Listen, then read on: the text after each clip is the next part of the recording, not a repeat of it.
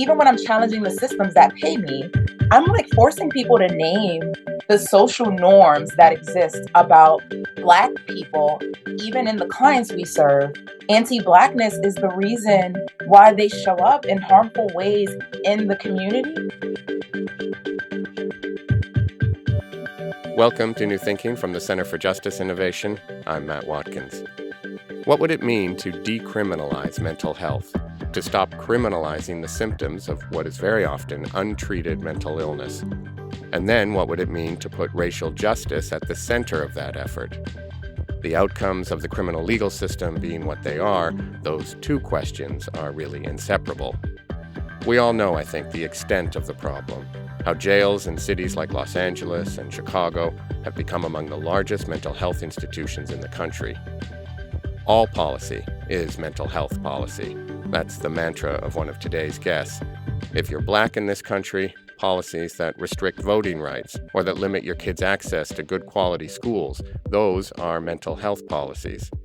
That is, what determines an individual's mental health is much larger than just that individual. To talk about what that means for the practice of mental health work and for the prospects of real change, we have two great guests today. Dr. Ruth Shim is a physician, director of cultural psychiatry, and professor of clinical psychiatry at the University of California, Davis. She's well known for her work on what are called the social determinants of mental health. And in the summer of 2020, she publicly broke with the American Psychiatric Association over what she said was its failure to address structural racism. And Nija Affleck is a licensed mental health counselor and the program director for the Atlas Initiative at Rising Ground. Funded by New York City, Atlas provides community-based voluntary therapeutic services to people considered most at risk of engaging in or experiencing violence.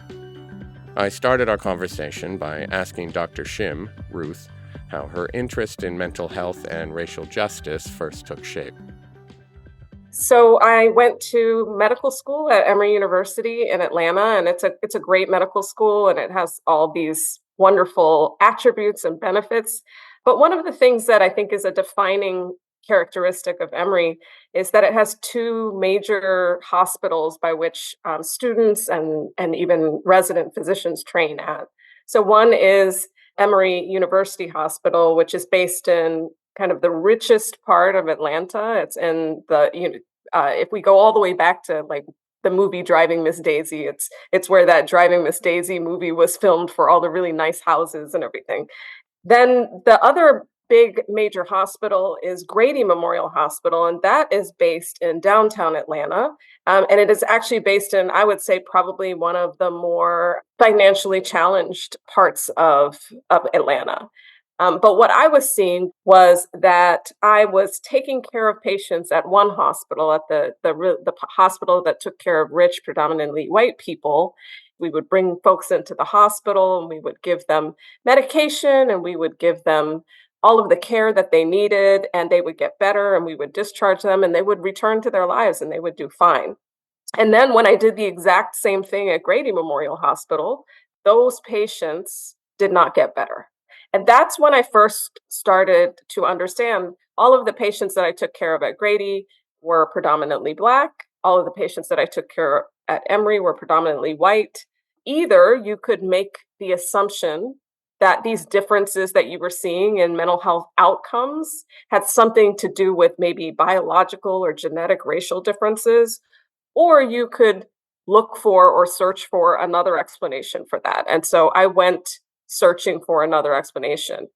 Sadly, I think for centuries in medicine, that other explanation was that Black people are genetically and biologically inferior, and that's why you see these outcomes. And so I started to understand that there are these factors like social determinants of health and structural racism, and that these were the things that were driving these differences in outcomes, that the environmental factors that were impacting people was far greater than something that was happening internally within folks, and why they wouldn't recover from their mental health problems. Nija, is that something that resonates for you? I mean, this idea of the challenges that the people that you're working with, that, reasons why they can't get better that are much larger than the individual. I'm feeling so many emotions and even hearing that Yeah. when like I know that to be true already. I think it just parallels to my experience in clinical work. And even in rooms I've been in where I'm like, what type of services are you giving to people with specific racialized experiences and racial trauma? And there is no difference in how they are approached or considered or measured. And I find that in my own work, like the things that work for people who don't look like me do not work for me. And how are we being intentional in training spaces to make sure that message is sent clearly, that people are not rejecting it? And so, how do we sort of hold clinicians, leaders accountable for doing the work that requires you in the same way that Ruth did? Do the research that speaks to the people that you are serving so that they are successful. And so, I'm having many feelings, and I'm super thankful for you being curious about supporting the people who look like us. All right, Nigel, this might actually make you have more feelings, but I'm going to ask you to revisit something from your past, which is a story you told me about getting a B in grad school Yeah. on a certain paper, which I think really speaks to what you're saying about people not getting the kind of framework and services that they need. So I went to NYU for my master's degree. It was literally my first time in spaces with white folk and with people teaching me who didn't reflect my background to some degree, which is a privilege in itself because I went to an HBCU, I went to school in Washington Heights. I always felt that cultural comfort. And so I'm going into NYU, the scenery is already different. I'm already feeling different. I'm super radical. And so that difference means nothing to me. And so I forget this actual class, but it was about just like clinical modalities. And by the end of the year, you needed to be able to choose a modality that you were going to go out into the world and utilize in your own practice. And my final paper basically said that I'm refusing to choose a modality because the people I want to serve are not considered in this approach. And when the approach was created, you weren't sort of speaking to people who look like me. And that's where I'm going when I leave here. And so this is what it looks like to service people who are Black and Brown or who have racialized experiences similar to mine. And my professor was like, absolutely not. Um, Take this B. And if you want a better grade, you have the opportunity to write this over because I know you are smart, but I'm not accepting this. And I actually chose to not write it over. And I took that B.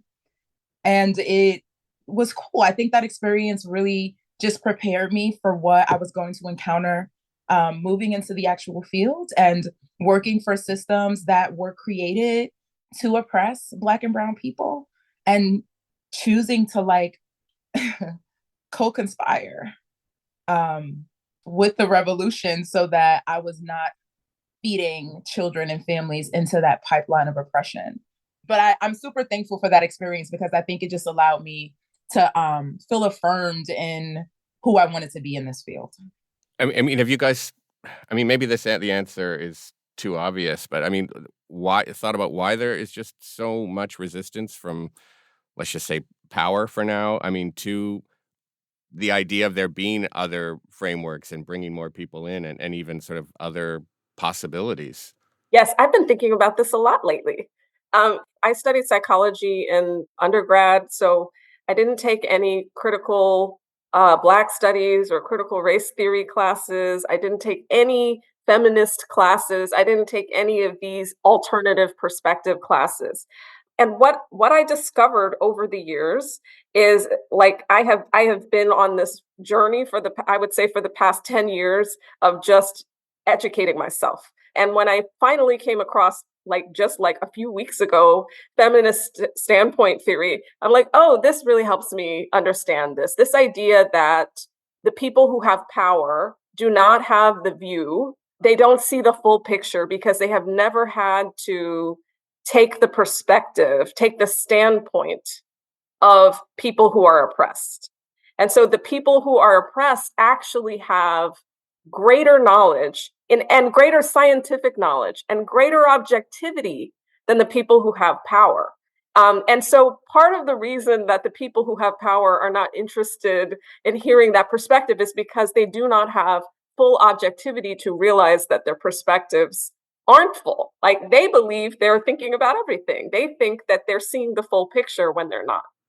I mean, Nigel, I know you work inside of the criminal legal system to some degree. That's, I I imagine, a don't work system you in there. right. All right. Well, why don't you Work talk about adjacent. well, let's get into that. Let's get into that. What Yeah. what does that look like? And you entered grad school with a revolutionary perspective. I imagine it's only further honed. So, yeah, talk about that tension then a little bit.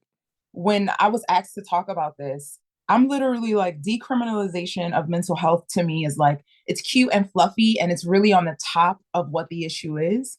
And so when I think about my work in the criminal justice system, like I can't even align myself with this idea of reform or whatever the criminal justice system is intended to do, because the true reform is on a level that is so much deeper than someone does a crime or someone does something that society deems harmful or inappropriate, and they are immediately held accountable for that through the legal system.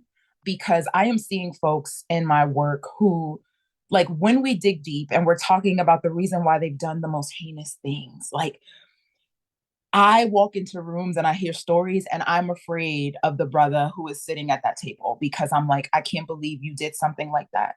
And when I talk to them and I understand the pain, the context, the fact that, like, in order for me to prove to myself and preserve my identity of being a man, of being worthy, of deserving respect, I had to do this. Otherwise, who am I? What am I? And why am I living?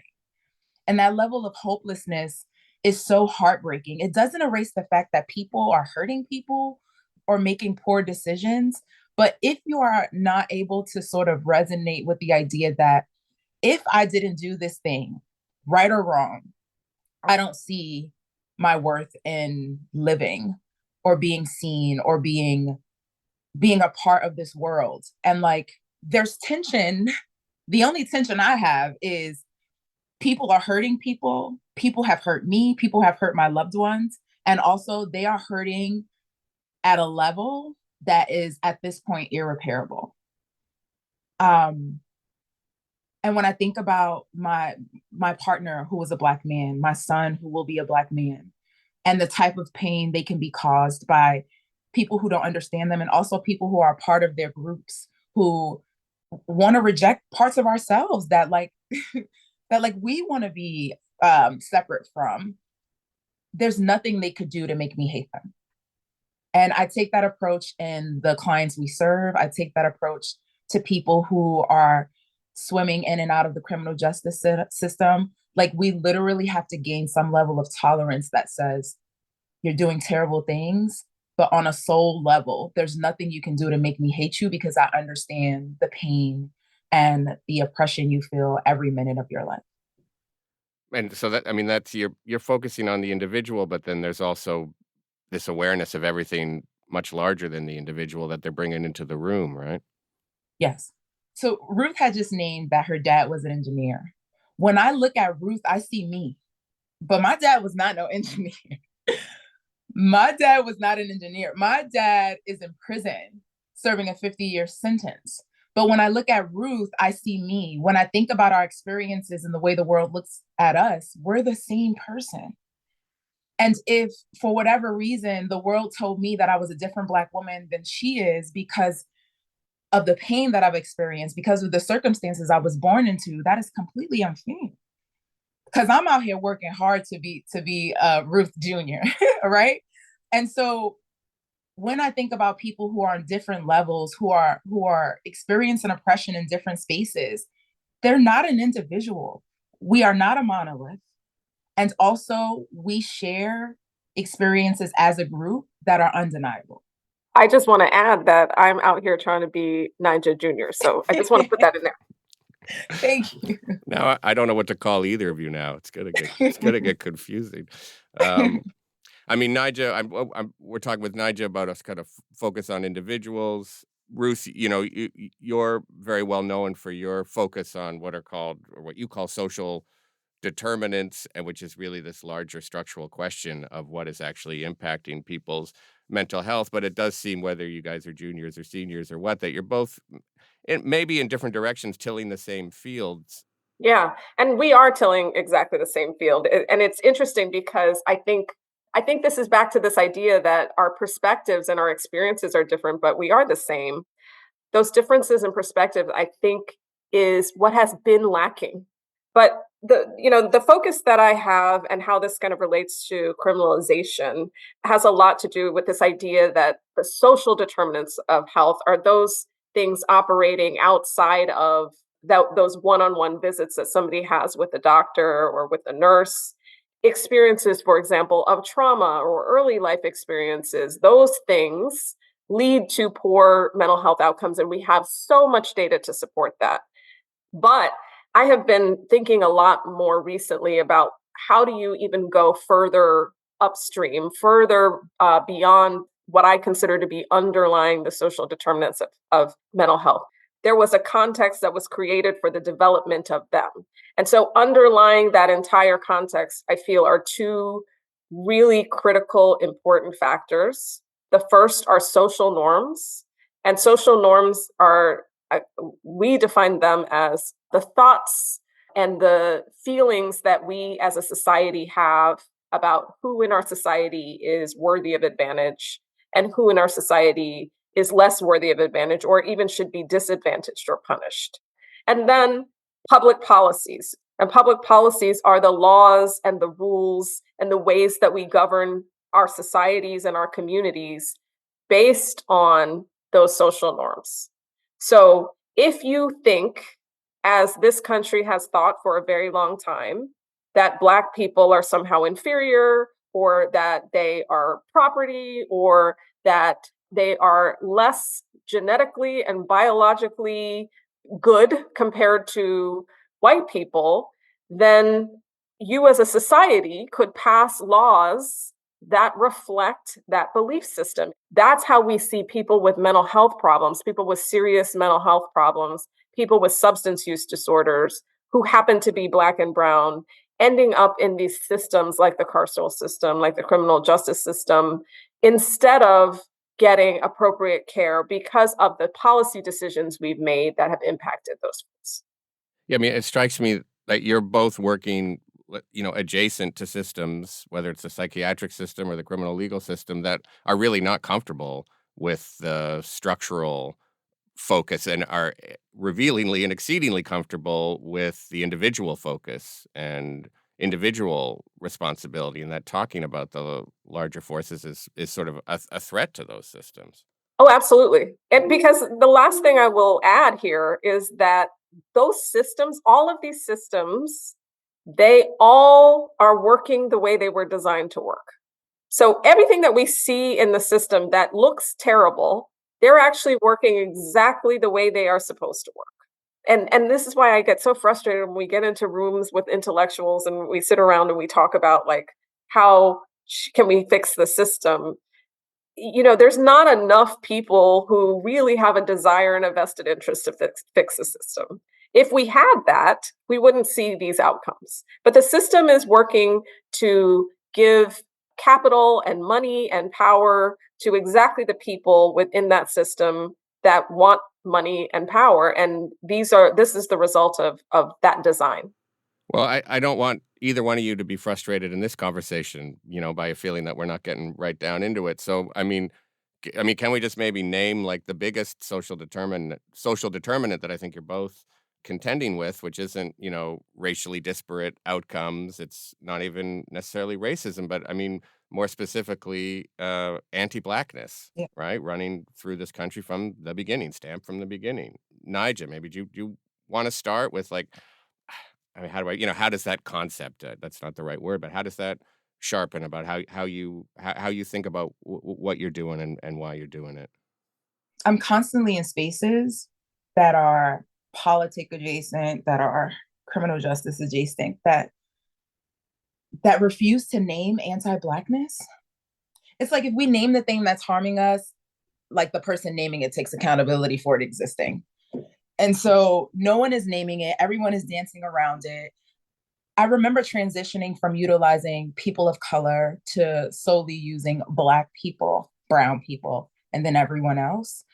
Being under the guise of like people of color has allowed us to sort of act like anti-blackness isn't a thing. And so we have whiteness sort of perpetuating anti-blackness, and then we have all the other people also doing it, even black people.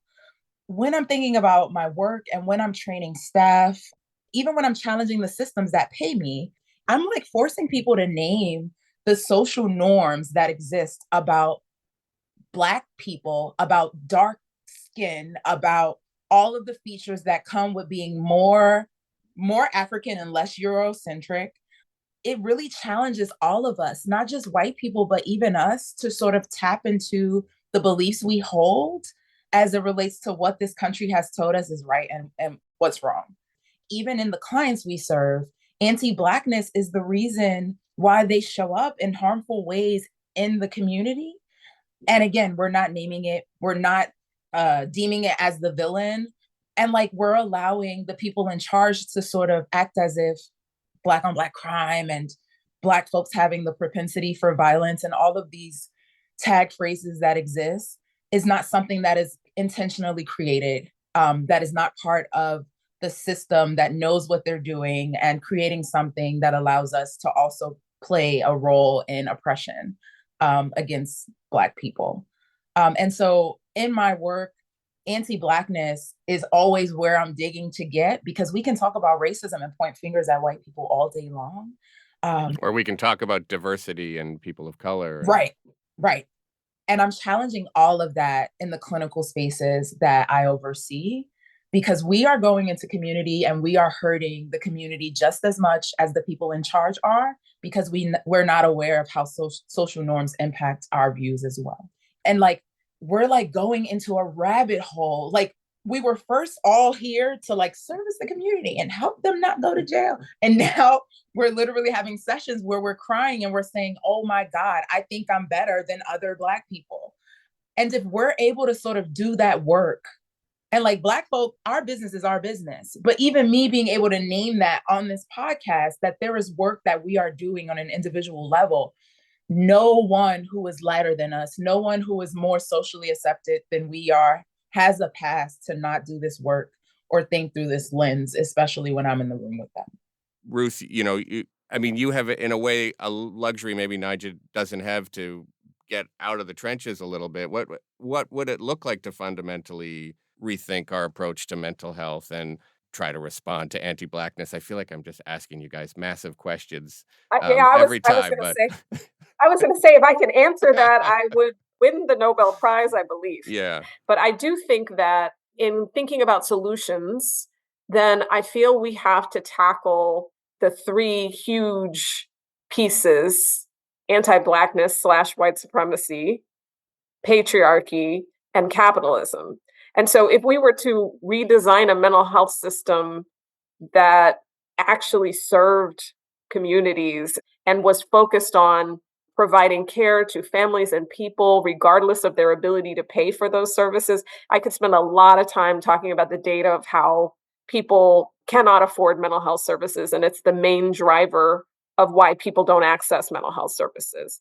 And I am kind of a belief, I'm getting more and more as I get older and older, that it can't be that we just make little tweaks around the edges of this system, that this system is going to have to be completely dismantled and rebuilt to really center those people who have suffered at the hands of this system.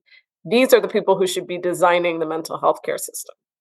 Nigel, when you are in a room with somebody, or maybe it's a staff member you've trained who's in a room with someone and offering therapy, or is it important to name these things, to name anti-Blackness, to name white supremacy, to name the harms of the system you're adjacent to? Like what difference does that make in terms of helping someone? Regardless of level of education, I think your experience as a Black or brown person in this world, you feel the power of white supremacy impacting your life. You don't know what to call it. You don't know exactly how it's impacting you, but you know there is a higher force that is like stepping on your neck and you can't move. And oftentimes we see in families that families are blaming their parents, they're blaming each other, they're blaming their husband, they're blaming their city, they're blaming politics, right? But most importantly, in the work that I do, strengthening families and communities, they're blaming people in the community who look like them or who are doing better than them or who have more advantages than they do. And so it's important for us to get into the room and name the true villain, because then you know who to target your resentment and your anger at. And you recognize the power in collaborating with the people who are also oppressed by these things versus fighting against those people. And so in a session, we've literally had to name like how patriarchy and this sort of intersection between being a Black man but still being a man hurts so many families. You you are constantly oppressing your family through the lens of patriarchy, but you are the most oppressed human being because you are a Black man. And it's very confusing to women, it's confusing to children. And so how do we sort of help a family understand how their ideas around what it is to be a man, but what it is to be a Black man impacts how they rely on each other, how they depend on each other, how they look at each other, how they fear each other. And so naming those things in the room are super important, and figuring out how to do it in a way that everyone understands is also a key.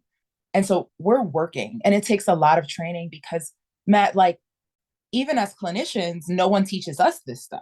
And Or so they we're give you a coming B in, for talking about it. or they give me a B at NYU. um, really figuring out how to use the evidence model we utilize is FFT, functional family therapy. And I love it. And I'm a national consultant for it. And I'll ride for that model because I know it works. And I also know that it is super white and it is intended for white people. And the interventions were created so that they come out of the mouths of white people. And how do I use this model and help people who don't understand or don't connect with the interventions to know that you can use the science behind this in a way that speaks the language we need to speak for it to land on the hearts and the minds of the people we're servicing. And so we're naming the stuff in the room, we're naming it in supervision, we're naming it in our agency. We're constantly talking about it ad nauseum, actually, because that deepening of our own understanding never stops. And we can only provide good services if we understand it from a personal perspective first. I mean, is there a way for you, Ruth, in which like the language, social determinant is very kind of academic speak, if I may. Is that kind of coded language basically for anti-Blackness?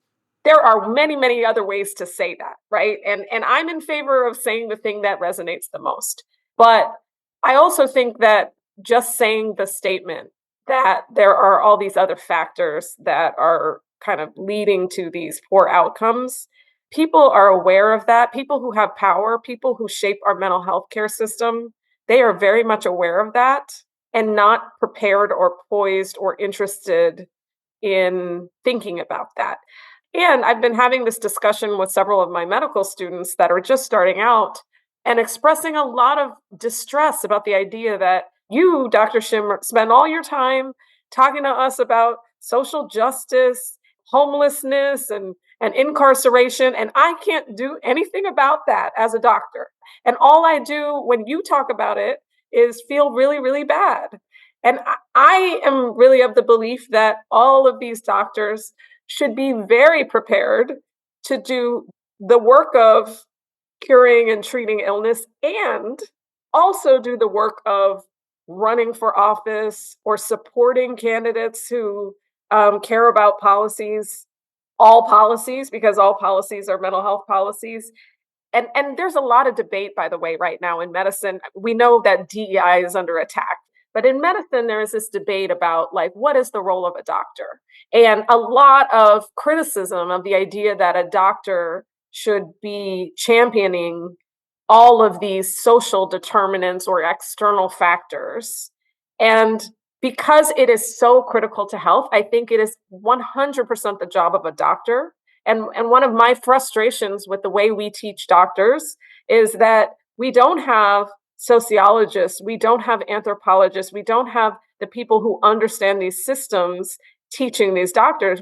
They're not tested on what are the structurally racist forces that have led to poor health outcomes in certain populations. They're not tested on that at all. So sorry for the long diatribe, but I'm just incredibly frustrated at the state of the way that we educate, the way that we teach people who I believe could go out into the system and actually make a real change and hopefully, not be punished and not get bad grades and not be held back for focusing on what I think are the important things.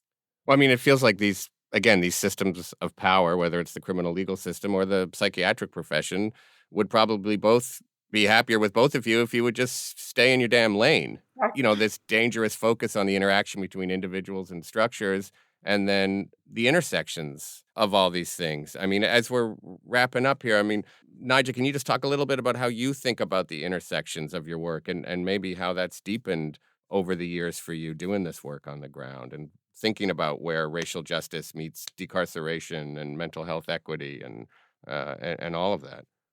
There's never been a time in my personal experience or my educational experience that I didn't know I was Black and that being Black to some degree was impacting what I had going on. And so when you ask that, I feel like you're asking me to sort of disassociate. In all fairness, everyone doesn't navigate the world sort of carrying that. And for good reason, because it's heavy and you're constantly aware of what's happening and mindful of it. And either it's going to charge you up or it's going to beat you down. And so it is impossible to do mental health work. And I'm not a psychiatrist. So I'm not curing schizophrenia. I'm not, right? That's not my thing. I'm not a doctor. But when I think about mental health, which is the everyday stresses that lead to larger issues in your body and in your mind, there is no way for me to ignore the impact of systemic oppression and the treatment of people as a result of their race and all the other constructs that plague us. And so I've been in rooms, Matt, with like Harvard professionals and all of these amazing people who have done tons of research and understand the field and are innovative in the field. And I've asked them, when you talk to people of color in your sessions, what y'all be talking about? Race never comes up. Social class never comes up. Discrimination never comes up. And you're talking to them about their lives? Impossible. And you don't bring it up?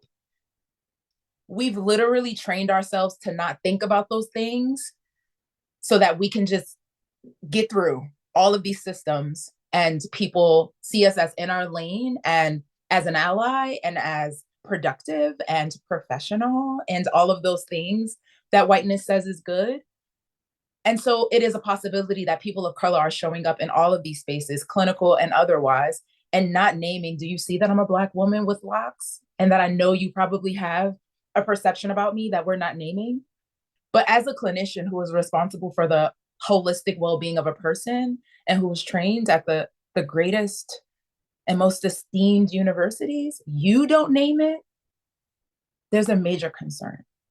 You know that it exists. You call yourself an ally, but you refuse to talk about it in spaces that you share with people of color who are vulnerable and who are struggling. And so I can't answer that question in a way that makes people feel like I gave a really good answer to it, because I cannot see this world outside of the lens of my experience and the people who share the experiences that I share.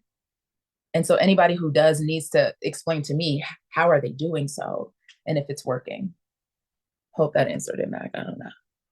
Well, I feel now that, like, I'm asking about intersections with someone who has the luxury of thinking about all these things as intersections.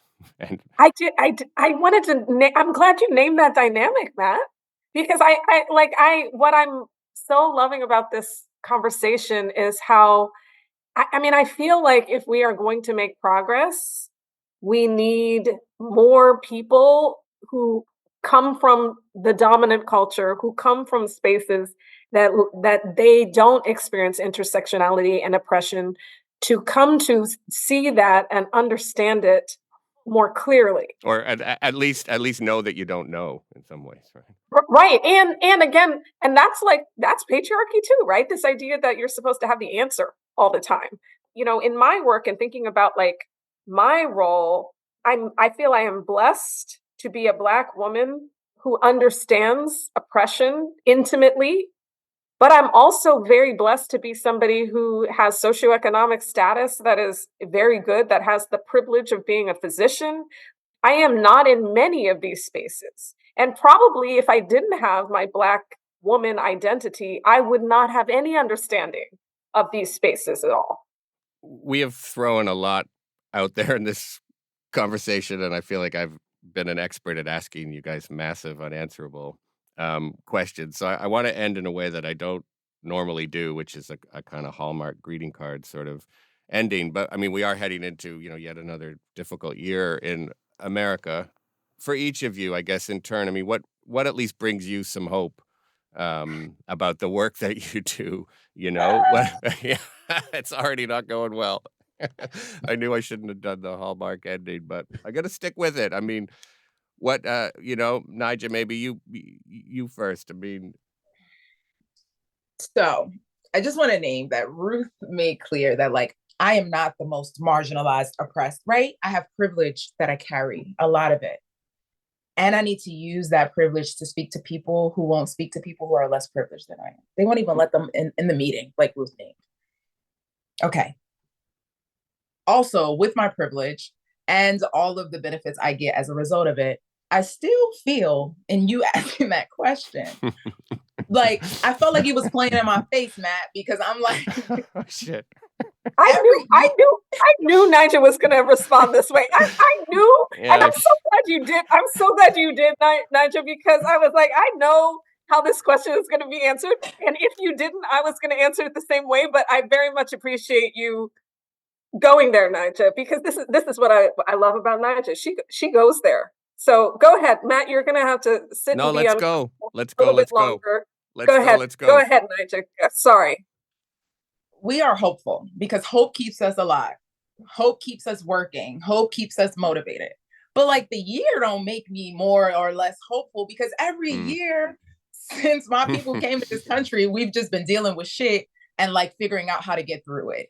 Yeah, and I'm going to just add on. I'm going to pile on while we're here and just say I heard this question many times before, and I appreciate this because this has a lot to do with where you are with your racial identity development. This is good. This is development. This is a process that you have to go through, but that process involves, Matt, you feeling incredibly not great right now, like just uncomfortable, not uncomfortable with the conversation, but uncomfortable with the state of the world, right? And really distressed about like how bad things are. And a desire to kind of leave people on this note of like, it's bad, but it's not that bad. Oh, in my defense, I wasn't trying to do that, and it's bigger than just this year. Yeah. I get that. It's more, to be fully frank, I just didn't know how to end this interview. So it's a little bit white guy, idiocy. But it's also, not quite knowing how to stick the landing on this one. But let me tell you, because I was listening to an interview with Ta-Nehisi Coates, and somebody was talking to him about his new book, and they said, what's a hopeful note we can end on? And he said, I am not here to give you hope. Like, there are people in the world for that. Go talk to your pastor. But that's not my job. I'm a reporter, and I'm a writer, and I'm telling you what's going on, and that's my job. Yeah, it's against my grain to ask that kind of question, and I definitely will never ask it again. I mean, what makes you guys really depressed and despairing? Maybe we should just end there. All right, I'm gonna have to decide how much of this tape to leave in. I have to be protective of my public image. As you should. I am an important nonprofit podcaster. It is. It's true. You're absolutely right. I have said this before, and maybe this will be helpful to you, but I remain a skeptical optimist. And I also do want to name something that I feel like comes up a lot in thinking about like how internalized racism shows up, which is sometimes people get really frustrated because so many people have been working so hard in this space for so long.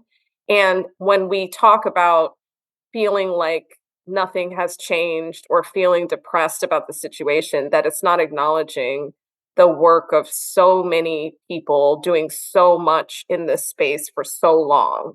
And so I do want to make sure we're clear that even though we have a lot of work to do still, and even though I sometimes think of the situation as bleak, that in no way negates all of the people who have been struggling and fighting and resisting for centuries. Nigel, you have any last thoughts? Touche. No, no. No, I agree. I like the work continues. The fight continues, helping people be more aware and more mindful. It just continues. I can't think about all the things that make me feel hopeless, or because then I'll stop, right? We'll stop if we sort of lean into that. If we're too hopeful, then we'll stop. So you have to just you gotta ride the line, and stay committed and stay grateful. And I truly appreciate anyone who gives me space to do the work that I love doing. And I'm just looking forward to having more spaces to do that work and to talk to more people. I can't think too big about anything because it becomes scary. And so where I am in a lane that is growing, we're going to get it done. And I think we're committed to this work, regardless of any type of climate that comes our way. Well, listen, I want to thank both of you very, very much for making time for this conversation. It's been one of the more memorable ones that I can recall having. There are days when I really love my job, and today is definitely one of those days. I know I've benefited a lot from the conversation. I feel like we're doing something good for the world. I won't say hopeful, but good. So, Nija, Ruth, thank you so much, and I hope we can keep the conversation going. Thank you. Absolutely. You're welcome. That was my conversation with Nija Affleck and Dr. Ruth Shim. Nija Affleck is a licensed mental health counselor and the program director for the Atlas Initiative at Rising Ground in New York City. And Dr. Ruth Shim is a physician, director of cultural psychiatry, and professor of clinical psychiatry at the University of California, Davis. For more about both guests and for a transcript of this episode, click the link in your show notes or go to innovatingjustice.org/newthinking. For help with this episode, my thanks to Karis Myrick. The interview Karis conducted with Dr. Shim for Karis's wonderfully titled podcast, Unapologetically Black Unicorns. That interview was very helpful in preparing this conversation. And you can hear Karis on this show in an episode from 2021 called Policing, Race, and a Crisis in Mental Health. Today's episode was produced by Julian Adler and myself, and it was edited by me. Samia Amin Mia is our Director of Design. Emma Dayton is our VP of Outreach, and we get production assistance from Elijah Michael. Our theme music is by Michael Aaron at quivernyc.com. This has been New Thinking from the Center for Justice Innovation. I'm Matt Watkins. Thanks for listening.